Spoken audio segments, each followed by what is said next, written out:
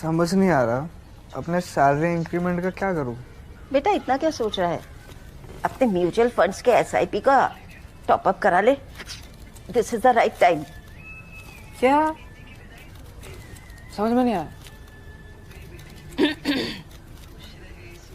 बेटा इतना क्या सोच रहा है, अपने म्यूचुअल फंड्स का एसआईपी टॉप अप करा ले। This is the right time. आप समझा।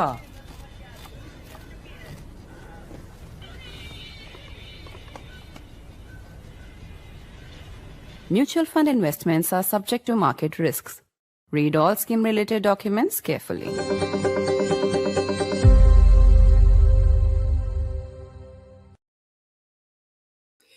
Bihar has voted. The first phase of elections is over and the voter turnout is already breaking the record of the last assembly election. More than a 60% voter turnout at 5 p.m. today, surpassing the phase 1 mark of the 2020 assembly election. Of course, it is dangerous to draw links between voter turnout and election patterns, but we will try and understand which direction the politics of Bihar is headed in. Is Rahul Gandhi's vote chori allegations now focused on Haryana, but started in Bihar in the campaign also making a difference? Or is the Modi factor and the Prime Minister targeting what he calls differences in the Mahagathbandhan eventually going to prevail on the ground in Bihar? I'm Barkha Dutt, you're with the Mojo story. On the program today, we ask the big question: who is winning the state of Bihar? There are, of course, now technically 3 different groups or entities that are being looked at. Tejashwi Yadav and Rahul Gandhi's alliance, Nitish Kumar and the BJP alliance, and the Prashant Kishor factor. There's also the Mahila factor, with many political analysts arguing that how women vote will at least decide Nitish Kumar's fate. There is also speculation that even if the NDA comes back to power, someone else might be the chief minister, especially after Amit Shah's very cryptic comment on the same questions. Rahul Gandhi has once again raised the issue of vote chori, not just in his speeches in Bihar, but at a detailed press conference where he focused on the previous election in Haryana, claiming that a Brazilian model had actually voted under different names 22 times. The model reacted, calling it quote unquote madness. The allegations of vote chori are flying thick and fast. The opposition today accused BJP MP Rakesh Sinha of having voted in Bihar soon after he voted in Delhi. Sinha reacted saying the allegation was defamatory and explained why he had had his name transferred to the voting list in Bihar. But is vote chori an issue in the state of Bihar, or is the Bihar voter being guided by an altogether different set of factors? And is caste going to be paramount in Bihar as it has often been? Let's introduce our guest on the program today. Political analyst Amitabh Tiwari, founder of Vote Vibe, is with us. Amitabh, namaskar, and thank you very much. Let me start by asking you to talk about the turnout. The turnout is big. It's very big compared to the last time of phase 1. But of course, we have now long learned that there isn't a necessary conclusion that comes from voter turnouts anymore. How do you read the turnout? Essentially, yes, the turnout is around 4% higher than 2020 in phase 1. Now, we've seen higher turnouts could mean either pro-incumbency or anti-incumbency as well. So if you see, the data is pretty nuanced. Today, 18 districts went to polls in Bihar. Out of those, 9 districts are showing a decline in turnout. 9 districts are showing lower than 60% turnout, which is the average, and 9 districts are showing above 60%. If you compare seat by seat with 2020, on 22 seats the turnout has declined, and on 99 the turnout has increased compared to 2020. Normally, a low turnout still is a high indicator of pro-incumbency, because the voters do not feel enthused enough to go out and vote, or do not see confidence in the opposition. Gujarat 2017 and 2022 are classic examples of low turnout when incumbent governments have come back to power. But a high turnout could be indicative of both pro or anti-incumbency, and the key number to look at is the female turnout versus the male turnout. The female turnout in Bihar has been on an average 3 to 5% higher than males. So that number is the key, because a high female turnout could mean a higher impact of the rupees 10,000 cash income support scheme. And historically, if you see, JDU has performed very well on high women turnout seats. In 2020, on 167 seats, the turnout of women was higher than that of men. Out of that, 99 seats were won by NDA. So 99 out of 167 seats were won by NDA, where the women outvoted the males. Whereas where males outvoted women, the Mahagathbandhan was leading. JDU won 37 out of its 43 seats, almost 90%, in seats where the women turnout was more than men. Even in 2015, it won 61 out of 71 seats on seats where the turnout was higher of women. And in 2010, 79 out of 115. JDU has a strike rate of 70% to 90% on seats where the female turnout is higher compared to males. So we have to look at this number, which is the key. So basically, you're saying if more women have voted than men, it is possibly good news for Nitish Kumar and the NDA. Yes, yes. Do we have that breakup so far? No, we don't have that breakup so far. So we'll have to wait and see, because we've seen in the past that even the turnout numbers take a few days to get That's updated. right. Yeah, That's so right. we are at 60.28. So we could end up at this high turnout crossing 60%, we have to see its gender breakdown. It could for us to get a better sense. But are you finally on the turnout issue saying that, like in Maharashtra and Madhya Pradesh, where the female vote actually delivered good results for the BJP, that could happen this time if the female turnout is significantly high?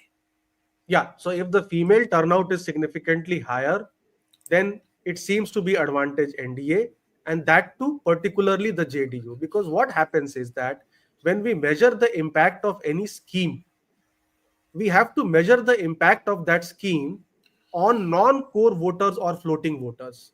See, the core voters anyways mostly would have voted for JDU. The highlight of this scheme is that whether it is able to pull voters from Mahagathbandhan or a Jan Suraj or others to itself.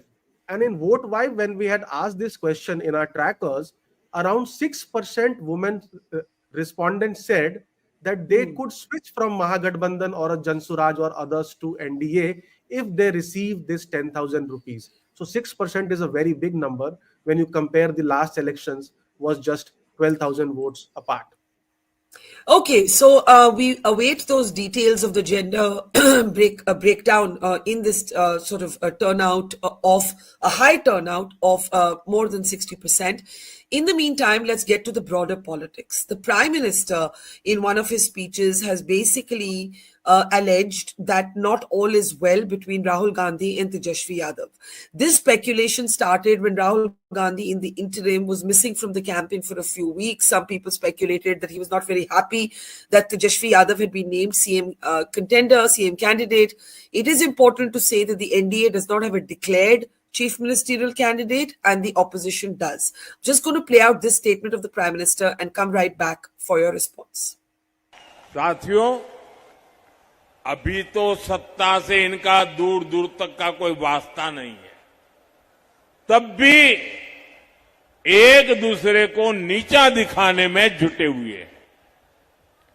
ये नाम के साथी हैं, काम तो एक दूसरे को नीचे घसीटने का ही कर रहे हैं। आप मुझे बताइए साथियों, शहर में आरजेडी वालों के इतने पोस्टर लगे हैं, आपने उनमें कांग्रेस के नामदार की एक भी तस्वीर देखी क्या? दिखाई दिया क्या? अगर कहीं होगी भी तो दूरबीन से देखे बिना दिखेगी भी नहीं। अब दूसरी तरफ आप लोग कांग्रेस के नामदारों की रैलियां देखिए, उनमें कांग्रेस के नामदार आरजेडी के नेता का नाम तक नहीं लेते। ऐसी छुआछूत कि एक दूसरे का छाया भी उनको अब डर लगता है। So, how do you see how both alliances have, in a sense, played their narratives? Tejashwi Yadav clearly wanted to be declared a chief ministerial candidate after he said that Rahul Gandhi would be the obvious prime ministerial candidate in a general election. That took time happening, but it eventually did happen. Amit Shah, on the other hand, when asked on Aaj Tak whether Nitish Kumar would be the next chief minister, said that the campaign was under the stewardship of Nitish Kumar, but there would be a process to decide the next chief minister. How do you look at this difference in approach? The NDA has not declared a CM candidate. Yeah, so if you look at the chemistry in any alliance, it largely is based on three factors. One is declaration of leadership. Second is the seat finalization, as in who is going to fight how many seats, and then the candidate selection. If you see, both the alliances are facing all these three issues.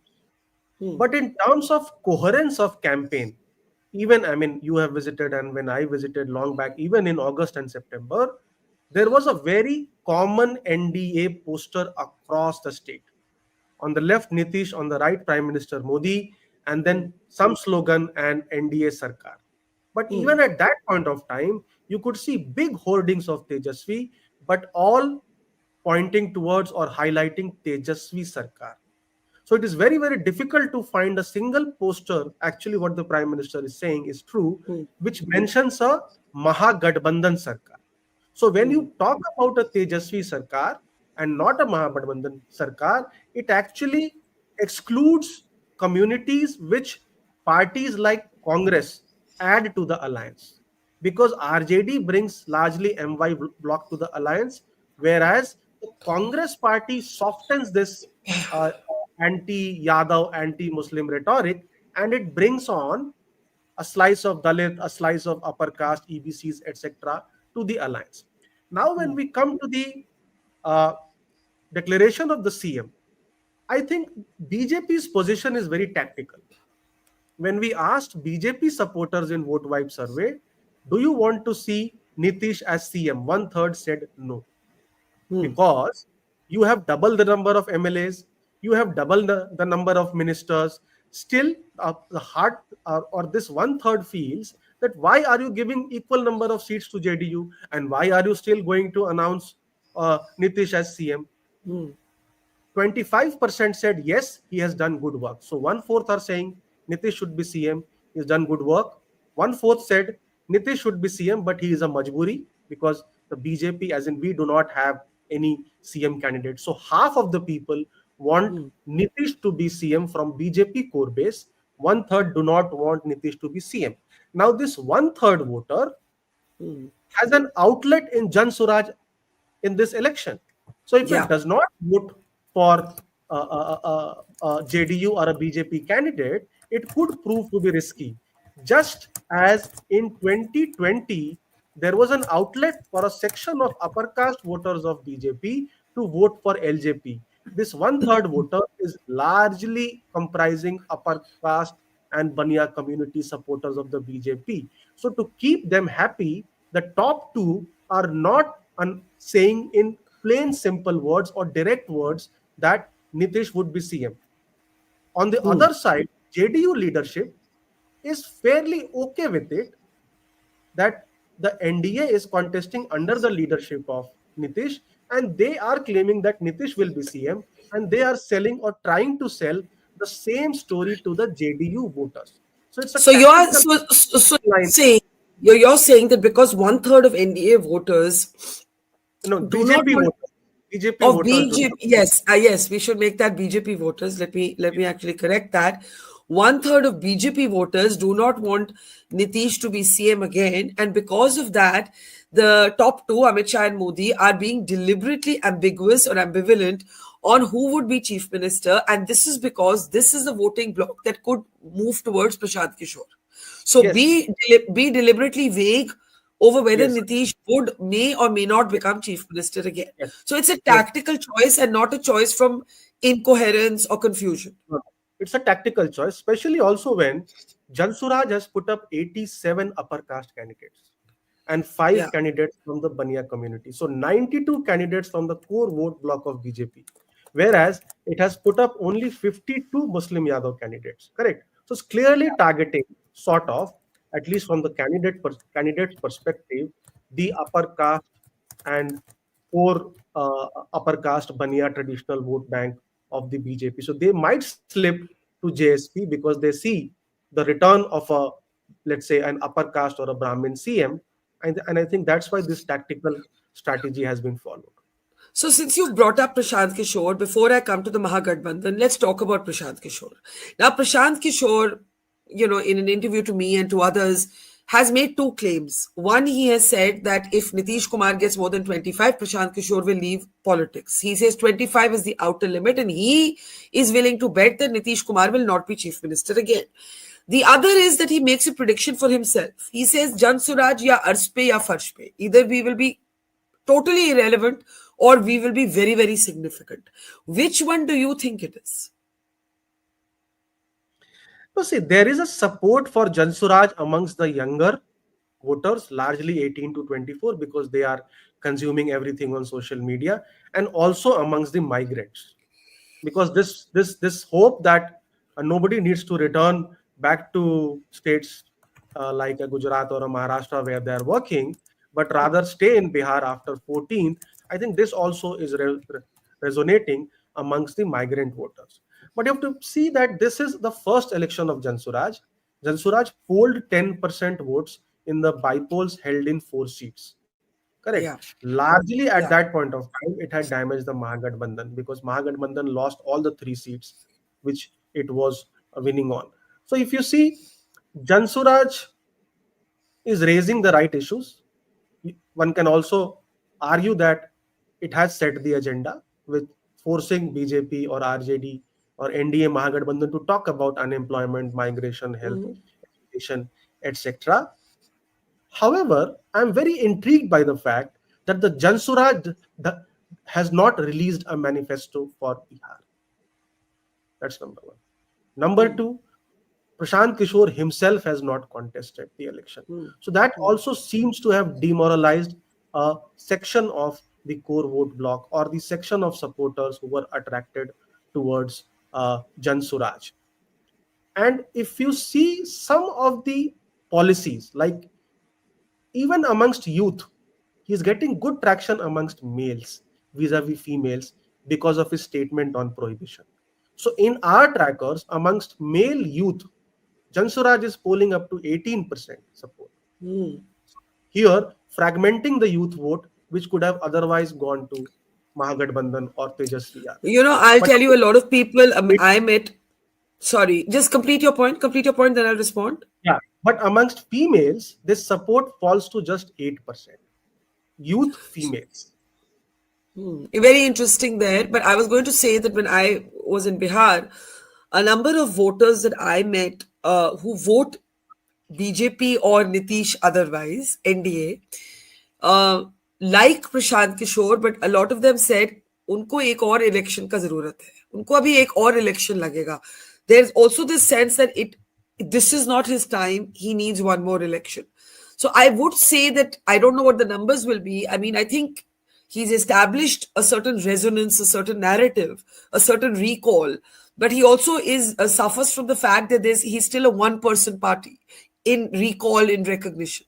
Would you agree?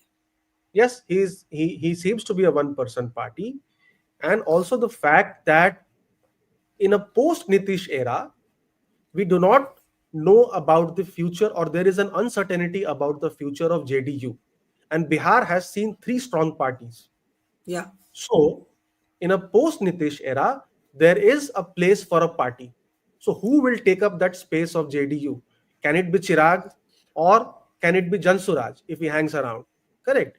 So, I think also a lot of opposition voters feel that the issues which need to be or needed to be raised by the opposition have actually been raised by Jan Suraj, including the corruption allegations.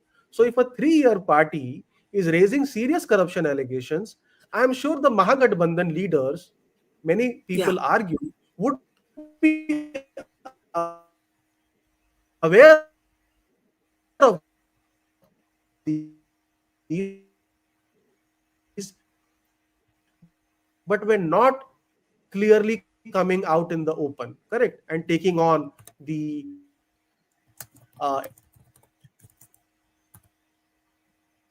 Can you hear me, Amitabh?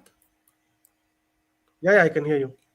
Okay, sorry, we lost you briefly there, but I think the point you were making is that many people are asking why the Mahagathbandhan has not been effectively able to raise issues related to corruption allegations in the NDA if Prashant Kishor has. Now let's get to the Mahagathbandhan. Let's get to the Mahagathbandhan. Rahul Gandhi's key central issue has been vote chori. Earlier, it was a revision of roles. Then it's been vote chori before the Bihar campaign, as well as now with a new press conference focused on Haryana, where he has cited the example of a Brazilian model whom he claims voted 22 times in Haryana. She has responded. It's become a big media story. But what is the resonance of the vote chori issue on the ground? I'll just play out this statement of Rahul Gandhi and then come right back. जहां भी election लड़ रहे हैं, ये vote चोरी करके election जीत रहे हैं। हमने आपको कर्नाटका के बारे में दिखाया, आनंद के बारे में, महाराष्ट्र में एक सीट है वहां के बारे में दिखाया, और कल पूरी दुनिया को हमने दिखाया कि बीजेपी ने, इलेक्शन कमीशन ने हरियाणा का चुनाव चोरी किया है। और मुझे लगता है कि पिछला चुनाव बिहार में भी इन्होंने चोरी किया था। तो इस बार वोट चोरी नहीं होने देनी है। बिहार के युवा, ये आपका भविष्य है। Narendra Modi, Amit Shah, election commission vote चोरी में लगे हैं। आपकी जिम्मेदारी बनती है संविधान की रक्षा करना है, वोट चोरी नहीं होने देना है बिहार में। आप सब दूर दूर से आए, दिल से आपका धन्यवाद करना चाहता हूं। So, Amitabh, do you think vote chori, you see, like if you look at the press conference on the Brazilian model, it's certainly it's certainly a valid set of questions. And if we can for a moment just bring up that shot of that press conference where Rahul Gandhi is standing in front of this image of this Brazilian model and the question is being asked, ye kaun hai? Now she's responding saying, oh my God, this is crazy. This is an old picture of mine. He's claiming she has voted under 22 different entities. There's also today the opposition targeting BJP MP Rakesh Sinha because he was seen in photographs having voted first in Delhi and then in Bihar, according to Tehseen Poonawalla and others. Rakesh Sinha responded saying, if we could just change the banners there. Rakesh Sinha responded, they're saying that this is defamation and this has nothing to do. He basically got his own name transferred to Bihar because he has roots in Bihar and he's going to sue for defamation. So vote chori is really taking on a very high voltage space in the media discourse. How much of it is an issue on the ground, according to you? So let's say whenever again we discuss about the resonance of an issue, so SIR and vote chori is an issue in Bihar. But for whom? It is largely an issue for the core vote block of Mahagathbandhan because the top leadership of Mahagathbandhan is raising this issue now and again. So the highest traction of vote chori or SIR is amongst the Muslim Yadav community.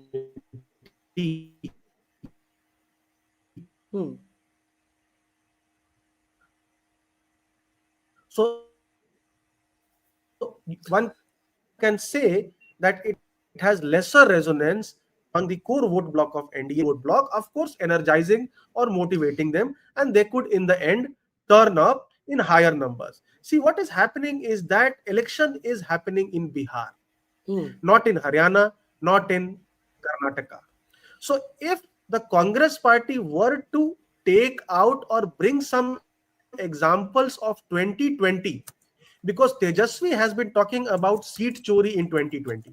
So I am amazed by this fact as to why are they not coming up with seat chori or this vote chori allegation of 2020 Bihar. I mean, that will have higher resonance amongst the voters of Bihar, correct? So they should have come up with seats which they lost in Bihar by a whisker in 2020 and try to prove their allegation that actually it was a victory of Mahagathbandhan and the Sarkari Tantra, as they allege, overturned that result and helped NDA win. So people will then see relevance. I mean, how are people going to see relevance on a Haryana or a Karnataka or a Maharashtra in Bihar? I think that's a big piece of strategy which the Mahagathbandhan seems to have not got right.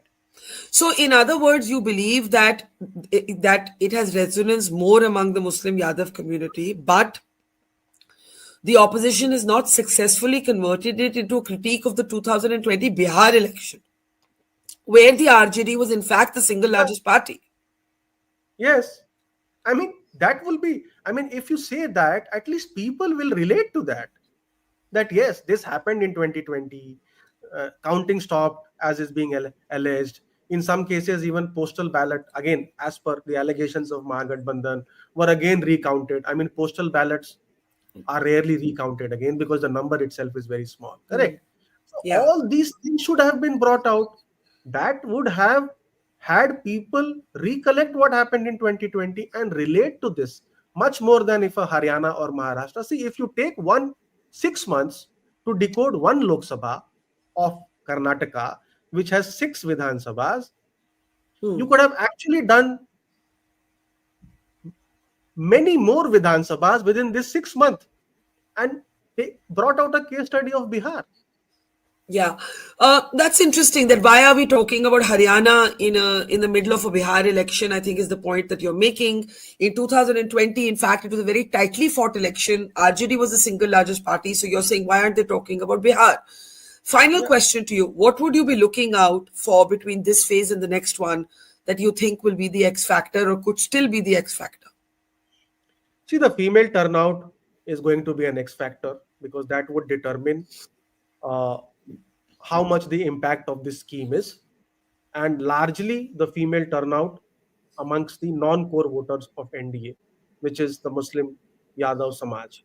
I feel that these are silent voters and it's very difficult to catch in a survey. If you see the Mahayuti election or the Maharashtra election of 2024, 22% Muslim voters voted for Mahayuti as per CSDS. And if we assume that males would have voted lesser and females more, then it actually means that perhaps 30 to 40%, if not less, female Muslim voters who received the benefit actually may have silently voted for the NDA, which led to this resonating victory. So that's number one. Number two is the better the Jan Suraj does, the closer will be the election. The worse it does, it could be a comfortable majority or one-sided for either of the alliances. The entire dasha and disha of this election is going to be fought in the 50 seats which the Congress has been pitted against the BJP and the JDU. Yeah. Now, JDU was defeated by all parties in 2020. CPIML, RJD, everybody had an upper hand. But when it came to JDU versus Congress, the JDU had a strike rate of 61%. So despite all this ho-halla, despite this strategy of bargaining for better seats, quality seats, Congress has still got 50 to contest with the informed batsmen of NDA, which is JDU and BJP. Correct? It has not got a single seat of Upendra Kushwaha party. It has just got one seat of Hum. And RJD, the strongest player of Mahagathbandhan, has pocketed the easier contest against LJP, Hum and RLM. 30 out of 40 seats they are contesting. And this is also one of the things which is leading to friction between the Congress and the RJD workers on the ground, that RJD seems to have pocketed the easier ones and not given Congress some of those seats to fight and given them the tougher contest. 30 seats Congress has never won of these 60. That's so interesting. That's so interesting, and might explain why Rahul Gandhi went missing from the campaign for a few days. Yeah, so the Dasha and Disha is Congress performance. Correct. And there's one more point, just one more, where people talk a lot about caste and how caste is important or not important. In 105 seats in Bihar, the same caste or community has been winning for the last 3 elections. 105 out of 243. And in 113 more seats, the same caste has won 2 out of 3 elections. So which means on 218 out of 243 seats, the same caste or community has the varchasva, irrespective of parties. Correct. On these 105 seats where the same caste or community has been winning, NDA has put up candidates of the same caste or community on 81 seats, 81 out of 105. So they expect a repeat of the trend, correct? Whereas Mahagathbandhan has put up only 58 or 59 candidates of the same caste on these 105 seats. It could also be a real, you can say, differentiator when we analyze the results post the elections. Because caste is a big factor in Bihar, and one cannot underestimate the power or importance. Well, absolutely fascinating data there, Amitabh, especially those interesting points about... Oops, I think... Right. Absolutely fascinating data there, Amitabh. Always a pleasure talking to you and learning so much from you. Thank you so much, and hope to talk to you again after the second phase. Look forward. Take care. See you soon. Always a pleasure. Always an honor. Thank you. Thank you. Namaskar. Thank you, sir. Thank you. Bye. Bye. Bye. It's great to see you here. Thank you for watching our work. If you haven't subscribed yet, don't forget to click the bell icon and subscribe to Mojo Story and support independent, robust journalism.